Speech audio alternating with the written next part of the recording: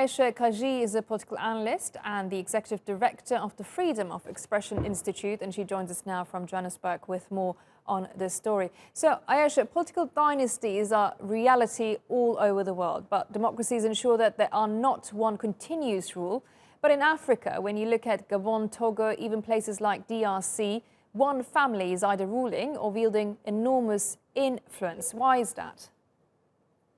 It's because of the very close relationship, the very close nexus between economic power and political power. And because much political power in these countries belongs or lies in the hands of the economic elite, even though there is ostensibly some form of democracy in the country, the family dynasties continue to persist. In this particular case, what the president has done, he's had 15 years in power. And after many, many protests over the last few years, he has amended the constitution so that there is a two-term limit on power. But because this post dates his own first 15 years in power, that means that he can conceivably contest two more terms, this one and perhaps one other. However, given the degree of civilian protest in the country, it seems likely that the opposition will grow stronger despite what has been for many years a very firm, very authoritarian grip on power by the Gnassingbe family, both father and son. So it's interesting to see, for example, that one of the major opposition candidates in this election has been the leader of those civil society protests over the last few years, since 2018, indeed. And all to see that the major local election observer group now to observe the elections, while outside observer groups such as ECOWAS were allowed to observe the elections. So what this says about the independence of the outside groups versus the perhaps more probing depth of the insider groups, it remains to be seen. But for now, it appears that while the opponents in this election have cried foul, while they do seem set to challenge the election results, it seems like Togo has at least another 5 years of Gnassingbe rule. And Ayesha, what do you think is the problem here? I mean, it's become the political system. Why is that? What needs to change?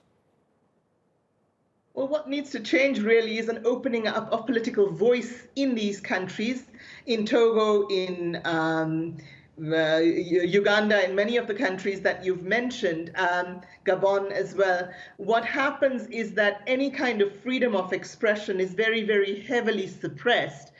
Freedom of the media is quite heavily suppressed as well. And many people, particularly those who are perhaps poorly educated, less sure of themselves in a political sense, are unable to actually gain an insight into what the political alternatives are. So because the media is quite closely monitored and quite closely controlled, and because general freedom of voice is almost non-existent in these countries, very often people think that the only viable candidate is the candidate in power. And Ayesha, of course, I mean, you can't probably get rid of a political dynasty system from one day to the next, and have full democracy there. But what can be, do you think, the alternative system with time?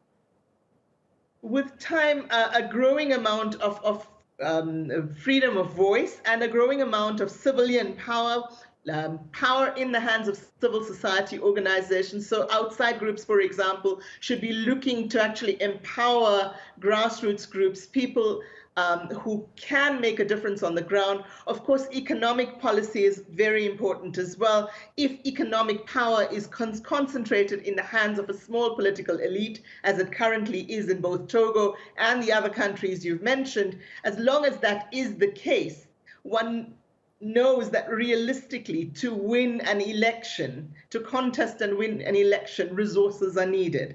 And if those resources are not freed up for anybody to contest, for any political entity, any political party to contest elections, then power will continue to be concentrated in the hands of a very few, both political power and economic power. And added to that, in many, many of these countries, there's a huge securitization of both politics and economics.